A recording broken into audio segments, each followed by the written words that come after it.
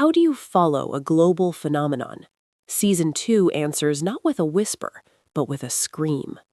We find Seong Gi-hun, a man who won everything, yet stands to lose it all, turning his back on a new life.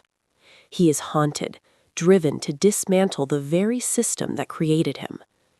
But among the new souls trapped in the game, one player stood out, a hedge fund manager, number 217, chillingly nicknamed Thanos. His philosophy on culling the weak was not born of malice, but of a cold, terrifying pragmatism, setting a new and unsettling intellectual tone for the competition.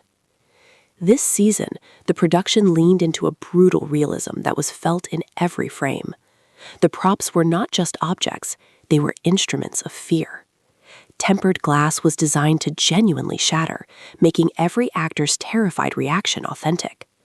One performer recalled the unnerving cold of the glass under his bare feet, the timer's relentless buzz echoing in a sterile white chamber where a single misstep felt terrifyingly final.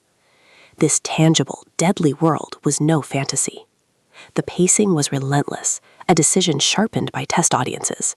A 7-minute flashback detailing the frontman's descent into darkness was ultimately cut. Screenings revealed it slowed the suffocating momentum, and in a crucial choice, the creators sacrificed exposition to maintain the player's claustrophobic perspective. But in excising that glimpse of humanity, did the show lose a piece of its soul? Perhaps the season's most debated moment was the premature death of Thanos in the 4th game. He was never just a villain, he was a dark mirror to the VIPs, a mouthpiece for the philosophy that underpins our own winner-take-all society. His argument that the game was a mercy compared to the slow death of poverty resonates because it contains a sliver of undeniable, uncomfortable truth. His loss left a narrative void, a deliberate choice demonstrating that in this world, even the most compelling ideologies are ultimately disposable. 3 scenes elevated the season to a masterpiece of tension. The first, the magnetic marble game, was a perfect microcosm of the series' ethos.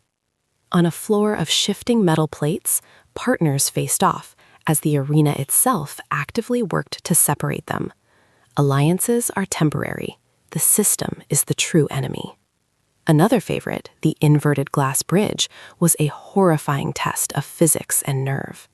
But the third key scene was the final dinner, a masterclass in tension where dialogue was the only weapon and every word carried the weight of a death sentence. The minimalist soundtrack was the final layer of this bleak atmosphere. It blended traditional Korean instruments with jarring electronic dissonance, creating a perverse elegance where every note was a reminder of the stakes. The season's ending, with Gi-hun seemingly failing in his quest, was a bold, divisive choice. But a happy conclusion would have betrayed the series' core message. One man cannot topple a global system of exploitation alone. This season was a scathing indictment, earning a 92 out of 100 for its sheer audacity. The biggest question it leaves is not about Gi-hun's next move, but about who the game's true architects really are.